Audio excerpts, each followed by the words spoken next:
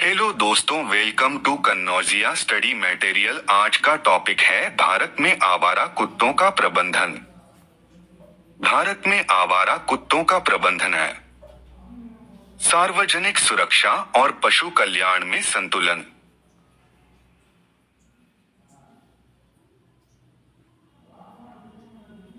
संतुलन प्रीलिम्स के लिए है रेबीज। अनुच्छेद 21 भारत का सर्वोच्च न्यायालय राष्ट्रीय रेबीज नियंत्रण कार्यक्रम।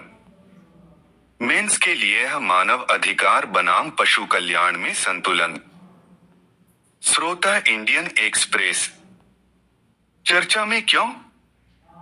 भारत के सर्वोच्च न्यायालय एससी ने राष्ट्रीय राजधानी क्षेत्र एनसीआर में बच्चों पर हुई दुखद घटनाओं के बाद स्वतः संज्ञान सो मोटू लेते हुए आवारा कुत्तों को हटाने का निर्देश जारी किया।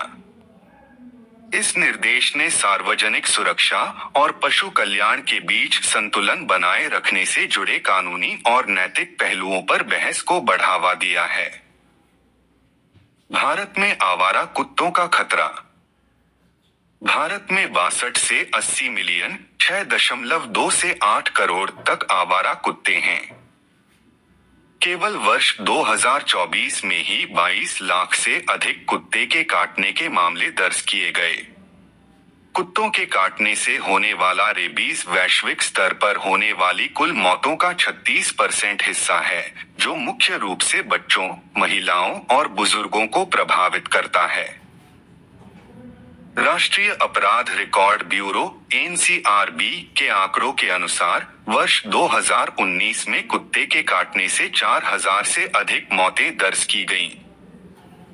केवल दिल्ली में ही वर्ष 2025 की पहली छमाही में 35,000 से अधिक जानवरों के काटने के मामले दर्ज किए गए। रेबीज का उपचार, जो पोस्ट एक्सपोजर प्रोफिलैक्सिस पेप के माध्यम से किया जाता है, स्वास्थ्य प्रणाली पर आर्थिक दबाव डालता है, जहां प्रत्येक मामले का औसत उपचार खर्च लगभग 5,128 रुपए है। भारत में आवारा कुत्तों के प्रबंधन के लिए कानूनी और नीतिगत ढांचे क्या हैं? संवैधानिक प्रावधान। अनुच्छेद 246 3 उदास स्माइली राज्य सरकारें पशुधन का संरक्षण, सुरक्षा और सुधार, पशु रोगों की रोकथाम तथा पशु चिकित्सा प्रशिक्षण और अभ्यास का प्रबंधन करती हैं। अनुच्छेद 243 डब्ल्यू और 246 स्थानीय निकायों की जिम्मेदारी है कि वे आवारा कुत्तों की जनसंख्या नियंत्रण करें। अनुच्छेद 51 जी नागरिकों का मौलिक कर्तव्य है कि वे सभी जीवित प्राणियों के प्रति करुणा और सहानुभूति दिखाएं। अनुच्छेद 21 भारतीय पशु कल्याण बोर्ड बनाम नागराजा 2014 में सर्वोच्च न्यायालय द्वारा विस्तारित पशुओं को भी जीवन का अधिकार जल्लीकट्टू मामला दिया गया। कानूनी और नीतिगत ढांचा। पशु क्रूरता निवारण अधिनियम 1960 क्रूरता पर प्रतिबंध लगाता है और मानवीय व्यवहार को अनिवार्य बनाता है। पशु जन्म नियंत्रण एबीसी नियम 2023 इसमें आवारा कुत्तों की नसबंदी, टीकाकरण और उन्हें उनके आवास में वापस छोड़ने का प्रावधान है।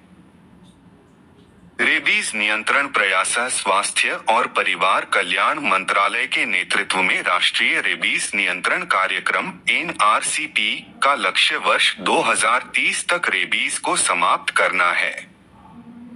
इसमें टीकाकरण, नसबंदी, स्टेरिलाइजेशन और सर्विलांस निगरानी प्रमुख उपाय हैं। आवारा कुत्तों के प्रबंधन से संबंधित प्रमुख नैतिक पहलू क्या हैं? मानव सुरक्षा बनाम पशु अधिकार। कुत्तों के काटने की बढ़ती घटनाएं और रेबीज से होने वाली मौतें एक नैतिक द्वंद्व पैदा करती हैं, जहां एक ओर जनता की सुरक्षा सुनिश्चित करना जरूरी है, वहीं दूसरी ओर पशुओं के जीवन के अधिकार की रक्षा करना भी आवश्यक है। बच्चों पर हमलों की अधिक घटनाएं यह नैतिक चिंता उत्पन्न करती हैं कि सबसे कमजोर वर्ग की सुरक्षा में लापरवाही बरती जा रही है। पशु जन्म नियंत्रण animal birth control rules ABC नियम में पशु कल्याण को मानव सुरक्षा से अधिक प्राथमिकता दी गई है, जिससे आक्रामक आवारा कुत्तों को छोड़ने पर नागरिकों के अनुच्छेद 21 जीवन के अधिकार का उल्लंघन होने का खतरा बढ़ जाता है। वहीं दूसरी ओर जानवरों को एक जीवित प्राणी के रूप में संरक्षण और मानवीय व्यवहार मिलना चाहिए। आवारा कुत्तों को हटाना या उन्हें कहीं छोड़ देना उनके जीवन के मूलभूत अधिकार का उल्लंघन माना जाता है। व्यवहार में असमानता अच्छी नस्ल के कुत्तों को अक्सर परिवार के सदस्य या प्रतिष्ठा का प्रतीक माना जाता है, जबकि आवारा कुत्तों को समाज से उपेक्षित समझा जाता है। यह स्थिति असमान व्यवहार और न्याय की कमी को लेकर गंभीर चिंताएं उत्पन्न करती है। नियंत्रण विधियों में नैतिक दुविधाएं, मार देना, कलिंग, जहर देना या क्रूर तरीके से स्थानांतरण जैसी घटनाएं करुणा और मानवीय व्यवहार जैसे नैतिक सिद्धांतों का उल्लंघन करती हैं। भ्रष्टाचार और कुप्रबंधन, नसबंदी, टीकाकरण और आवारा कुत्तों के कल्याण कार्यक्रमों के लिए आवंटित धन का कुप्रबंधन और दुरुपयोग इन पहलों की प्रभावशीलता को कमजोर करता है और पशुओं के प्रति मानवीय व्यवहार सुनिश्चित करने की नैतिक जिम्मेदारी को भी ठेस पहुंचाता है। आवारा कुत्तों के प्रबंधन के लिए नैतिक ढांचे। उपयोगितावादी नैतिकता, यूटिलिटेरियन एथिक्स, नसबंदी और टीकाकरण समाज के बड़े हित में होते हैं क्योंकि ये रेबीज के खतरे को कम करते हैं और साथ ही क्रूरता से भी बचाव करते हैं। यह दृष्टिकोण आमतौर पर मानव स्वास्थ्य की रक्षा के लिए सख्त कदमों का समर्थन करता है, ताकि समग्र रूप से समाज का लाभ सुनिश्चित किया जा सके। कर्तव्यनिष्ठा, डिओन्टोलॉजी राज्य और समाज का कर्तव्य है कि वे नागरिकों और पशुओं दोनों की सुरक्षा करें। अधिकार आधारित नैतिकता, राइट्स बेस्ड एथिक्स आवारा कुत्तों को स्वाभाविक अधिकारों वाला माना जाता है और नैतिक कार्य उन अधिकारों की संरक्षा करना तथा उनके कल्याण को सुनिश्चित करना होता है। अहिंसा की सांस्कृतिक भावना, भारतीय परंपरा सभी जीवित प्राणियों के प्रति करुणा और सहअस्तित्व पर बल देती है। वन हेल्थ दृष्टिकोण नैतिक प्रबंधन के लिए पशु कल्याण को मानव और पर्यावरणीय स्वास्थ्य के साथ एकीकृत करना आवश्यक है। आवारा कुत्तों के प्रबंधन में सर्वोत्तम अभ्यास। बंगलुरु में पशु जन्म नियंत्रण कार्यक्रम के आकलनों से पता चला कि वर्ष 2019 से 2023 के बीच आवारा कुत्तों की जनसंख्या में 10% की कमी आई है, जबकि नसबंदी दर में 20% की वृद्धि हुई है। यह आवारा कुत्तों की जनसंख्या प्रबंधन में सकारात्मक परिणाम को दर्शाता है। नीदरलैंड्स ने संग्रह, नसबंदी, टीकाकरण, वापसी, collect, neuter, vaccinate, return (CNVR) कार्यक्रम के माध्यम से आवारा कुत्ता मुक्त दर्जा प्राप्त किया है और इसके साथ ही गोद लेने, अडॉप्शन को भी सक्रिय रूप से बढ़ावा दिया गया। इस्तांबुल, तुर्की में शहर प्रशासन द्वारा एक व्यापक ट्रैपन्यूटर वैक्सीनेट रिटर्न (TNVR) कार्यक्रम संचालित किया जाता है। इस प्रक्रिया के तहत नसबंदी किए गए कुत्तों के कानों पर टैग, ईयर मार्कर्स लगाए जाते हैं और समुदाय के पशु भक्तों, कम्युनिटी फीडर्स को भी इस पहल में शामिल किया जाता है। पिछले दशक में आवारा पशुओं की आबादी स्थिर हो गई है, रेबीज लगभग समाप्त हो गया है तथा मनुष्यों के साथ सहअस्तित्व कायम है। बैंकॉक, थाईलैंड ने जनसंहार, मास कलिंग की नीति को छोड़कर TNVR पद्धति अपनाई। इस उपाय से रेबीज के प्रकोप पर रोक लगी और कुत्तों के प्रति समुदाय में आक्रोश में भी उल्लेखनीय कमी आई। सार्वजनिक सुरक्षा और पशु कल्याण में संतुलन के लिए क्या उपाय किए जाने चाहिए? कुत्तों की सेवा भूमिकाएं। सभी प्रमुख हितधारकों को मिलकर यह सुनिश्चित करना चाहिए कि कुत्तों की संज्ञानात्मक, कॉग्निटिव और सामाजिक क्षमताओं का उपयोग नशीले पदार्थों की पहचान, विस्फोटक पहचान तथा थेरेपी जैसे महत्वपूर्ण कार्यों में किया जाए। साथ ही समाज में कुत्तों के प्रति सकारात्मक दृष्टिकोण को भी बढ़ावा दिया जाना चाहिए। नीति क्रियान्वयन सरकारों को टीकाकरण और नसबंदी कार्यक्रमों को बेहतर बनाने तथा पालतू जानवरों के परित्याग को रोकने के लिए नागरिक समाज के साथ सहयोग करना चाहिए। एक राष्ट्रीय नीति तैयार की जानी चाहिए जो मानव एवं कुत्तों के बीच संघर्ष, ह्यूमन डॉग कॉन्फ्लिक्ट को प्रभावी ढंग से संबोधित करे। समर्पित सुविधाएं, आवारा कुत्तों की जनसंख्या को प्रभावी ढंग से प्रबंधित करने के लिए खुराक देने के स्थान, फीडिंग स्टेशंस, पशु चिकित्सा स्वास्थ्य सुविधाएं और पशु कल्याण संस्थाओं का समर्थन प्रदान करना आवश्यक है। इसके अतिरिक्त हमलों की सूचना देने के लिए एक समर्पित हेल्पलाइन स्थापित की जानी चाहिए। सार्वजनिक जागरूकता और शिक्षा है जनता को जिम्मेदार पालतू जानवर पालन, नसबंदी के महत्व और जानवरों के साथ सुरक्षित व्यवहार के बारे में शिक्षित किया जाना चाहिए ताकि कुत्ते के काटने से बचाव हो सके और पालतू जानवरों के परित्याग को कम किया जा सके। निष्कर्ष: जानवरों की रक्षा की नैतिक जिम्मेदारी को समाज के नागरिकों की सुरक्षा के कर्तव्य के साथ संतुलित किया जाना चाहिए। करुणा को बढ़ावा देकर, प्रभावी नीतियों को लागू करके और जनजागरूकता अभियानों में भाग लेकर भारत एक ऐसा भविष्य बना सकता है जहां मानव तथा पशु दोनों के अधिकारों का सम्मान हो एवं शांतिपूर्ण सहअस्तित्व सुनिश्चित हो। दृष्टि मेंस प्रश्न आवारा कुत्तों की जनसंख्या नियंत्रण के संदर्भ में सार्वजनिक सुरक्षा और पशु कल्याण के बीच संतुलन बनाने में नैतिक आयामों पर चर्चा कीजिए। भारत के विकास इंजन के रूप में पर्यटन। प्रीलिम्स के लिए है यूनेस्को विश्व धरोहर स्थल स्वदेश दर्शन प्रसाद हील इन इंडिया पहल। मेंस के लिए है भारत की आर्थिक मजबूती और रोजगार सृजन में पर्यटन की भूमिका, भारत के पर्यटन क्षेत्र के विकास में बाधा डालने वाली चुनौतियां। स्रोत BS। चर्चा में क्यों? भारतीय वस्तुओं पर 50% अमेरिकी टैरिफ लगाए जाने के बाद नीति आयोग के पूर्व CEO अमिताभ कांत जैसे विशेषज्ञों ने सुझाव दिया है कि पर्यटन उच्च मूल्य वाले पर्यटकों को आकर्षित करके संभावित नुकसान की भरपाई करने में मदद कर सकता है, क्योंकि पर्यटन टैरिफ बाधाओं से मुक्त है। भारत के पर्यटन क्षेत्र की संभावनाएं क्या हैं? भारत का पर्यटन। भारत में पर्यटन क्षेत्र ने महामारी पूर्व की गति को पुनः प्राप्त कर लिया है, जो वित्तीय वर्ष 2022 से 2023 में GDP में 5% का योगदान देता है और 7.6 करोड़ नौकरियां सृजित करता है। भारत में वर्ष 2024 में 9.95 मिलियन विदेशी पर्यटक आगमन FTA दर्ज किए गए, जो फिर भी महामारी पूर्व स्तर से कम है।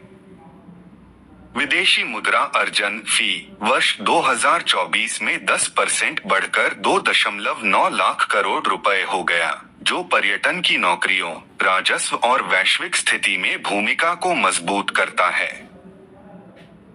भारत अंतर्राष्ट्रीय पर्यटक आगमन का 1.5% हिस्सा है। विश्व यात्रा और पर्यटन परिषद WTTC वर्ष 2024 से 25 की रिपोर्ट के अनुसार भारत 8वीं सबसे बड़ी पर्यटन अर्थव्यवस्था है, जो 231.6 बिलियन अमेरिकी डॉलर का योगदान देती है। मेडिकल टूरिज्म इंडेक्स 2020 से 21 में भारत 46 गंतव्यों में से 10वें स्थान पर रहा, जैसा कि मेडिकल टूरिज्म एसोसिएशन द्वारा जारी किया गया। मुख्य स्रोत बाजार वर्ष 2020 से 2024 के बीच America, Bangladesh, United Kingdom, Australia, Canada, Malaysia, Sri Lanka, Germany और फ्रांस भारत के विदेशी पर्यटक आगमन के शीर्ष स्रोत देश बने। यात्रा के उद्देश्य मुख्य रूप से अवकाश 46%, प्रवासी यात्राएं 27% और व्यापार यात्रा 10% है। भावी वृद्धि WTTC ने अनुमान लगाया है कि वर्ष 2035 तक यात्रा और पर्यटन क्षेत्र भारत की अर्थव्यवस्था में लगभग 42 ट्रिलियन रुपए का योगदान देगा और 64 मिलियन नौकरियों का समर्थन करेगा। वर्ष 2028 तक FTA 30.5 मिलियन तक बढ़ने की उम्मीद है, जिससे 5.13 लाख करोड़ रुपए से अधिक राजस्व उत्पन्न होगा। वर्ष 2047 तक भारत का लक्ष्य 3 ट्रिलियन अमेरिकी डॉलर की पर्यटन अर्थव्यवस्था बनना है, जिसमें 100 मिलियन अंतर्राष्ट्रीय पर्यटक, 20 बिलियन घरेलू यात्राएं और 200 मिलियन पर्यटन संबंधित नौकरियां सृजित हों। भारतीय पर्यटन के विकास में बाधा डालने वाली चुनौतियां क्या हैं? वीजा और यात्रा में बाधाएं, कागजी प्रक्रियाएं, जटिल अनुमोदन और सीमित वीजारहित प्रवेश विदेशी पर्यटकों FTA के लिए भारत में प्रवेश को कठिन बनाते हैं। उदाहरण के लिए, केवल भूटान, नेपाल और मालदीव के नागरिक ही बिना वीजा भारत की यात्रा कर सकते हैं, जबकि चीन 70 देशों और थाईलैंड 90 देशों को वीजारहित प्रवेश की अनुमति देता है। निम्न स्तरीय अवसंरचना, सीमित होटल कमरों और अविकसित परिवहन नेटवर्क के कारण पर्यटकों की सुविधा प्रभावित होती है। भारत में लगभग 2 लाख होटल कमरे हैं, जबकि चीन में 20 मिलियन। कई सरकारी होटल घाटे में चल रहे हैं, जिससे निवेश हतोत्साहित हो रहा है। स्वच्छता की कमियां, हवाई अड्डों और सार्वजनिक क्षेत्रों के आसपास अपशिष्ट प्रबंधन की कमी तथा अव्यवस्थित वातावरण आगंतुकों पर नकारात्मक प्रभाव छोड़ते हैं, विशेषकर जब इसकी तुलना स्वच्छ अंतर्राष्ट्रीय पर्यटन स्थलों से की जाती है। सुरक्षा संबंधी चिंताएं, अपर्याप्त सुरक्षा और आपातकालीन सेवाएं पर्यटकों के लिए जोखिम उत्पन्न करती हैं, विशेष रूप से दूरदराज या अधिक यातायात वाले क्षेत्रों में। कम वैश्विक प्रचार, भारत में एक मजबूत, सतत अंतर्राष्ट्रीय मार्केटिंग अभियान का अभाव है। अतुल्य भारत जैसी पिछली पहले सफल रही, लेकिन पिछले दशक में कोई प्रमुख अभियान नहीं चला। जुलाई 2025 तक भारत में 44 यूनेस्को विश्व धरोहर स्थल है, जबकि ग्रीस में लगभग आधे हैं, लेकिन वह 3 गुना अधिक पर्यटकों को आकर्षित करता है। यह सांस्कृतिक संसाधनों के अपर्याप्त उपयोग, कमजोर वैश्विक ब्रांडिंग, असंतोषजनक आगंतुक सुविधाओं और सीमित प्रचार को दर्शाता है, जिससे भारत के लिए उच्च मूल्य वाले पर्यटकों को आकर्षित करना कठिन हो जाता है। शहरी और कनेक्टिविटी अंतराल, दूरदराज या उच्च संभावित स्थलों तक कठिन पहुंच पर्यटक आगमन को कम करती है। हिमालयन रिलीजियस सर्किट जैसे क्षेत्र सड़कें, हवाई अड्डे और आवास की दृष्टि से अविकसित बने हुए हैं। भारत उच्च मूल्य वाले पर्यटकों को कैसे आकर्षित कर सकता है?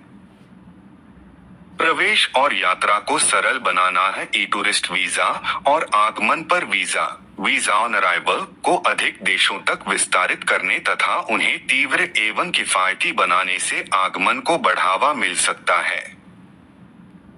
उच्च मूल्य वाले पर्यटकों, हाई वैल्यू टूरिस्ट्स के लिए बेहतर हवाई अड्डों, त्वरित आव्रजन और बहुभाषी समर्थन के माध्यम से निर्बाध यात्रा आवश्यक है।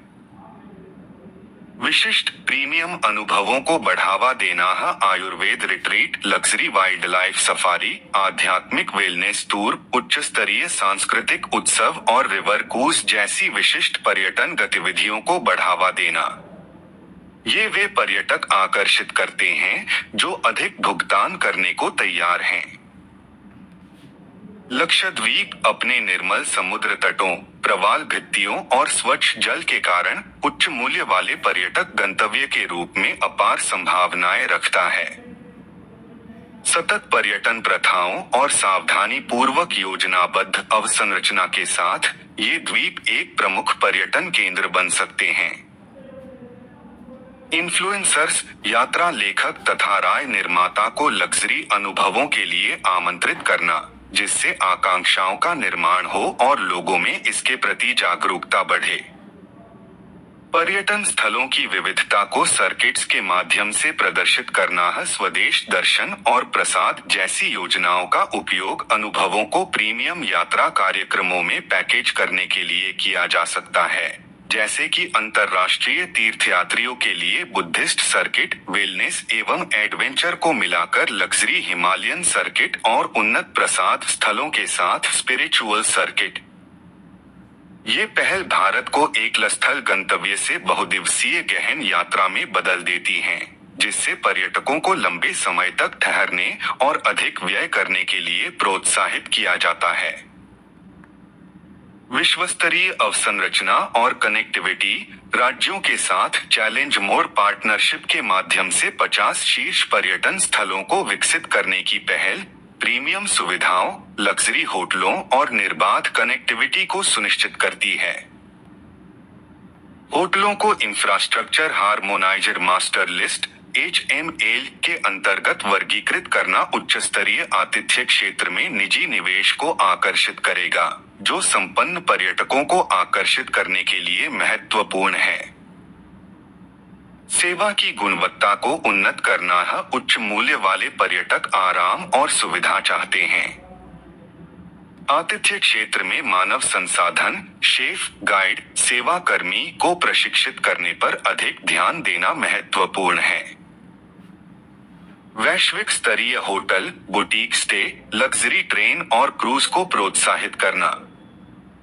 चिकित्सा एवं स्वास्थ्य पर्यटन हील इन इंडिया पहल, जो आधुनिक चिकित्सा को आयुर्वेद, योग और स्वास्थ्य के साथ मिलाती है, भारत को एक वैश्विक स्वास्थ्य केंद्र के रूप में स्थापित करती है। वर्ष 2026 तक मेडिकल वैल्यू ट्रैवल 13.42 बिलियन अमेरिकी डॉलर होने के साथ भारत समग्र उच्च गुणवत्ता वाली देखभाल चाहने वाले रोगियों को आकर्षित कर सकता है। मूल्य संवर्धन के रूप में ज्ञान भारतम मिशन जैसी पहलें पांडुलिपियों का डिजिटलीकरण, विरासत का संरक्षण, विद्वानों और वैश्विक धरोहर प्रेमियों को लक्षित सांस्कृतिक पर्यटन का समर्थन कर सकती हैं। सुरक्षा और सुविधा को मजबूत करना। 24x7 हेल्पलाइन, पर्यटन पुलिस, स्वागत पुस्तिकाएं और बहुभाषी गाइड्स विश्वास स्थापित कर सकते हैं तथा अधिक पर्यटकों को आकर्षित कर सकते हैं। भारत में पर्यटन से संबंधित पहल।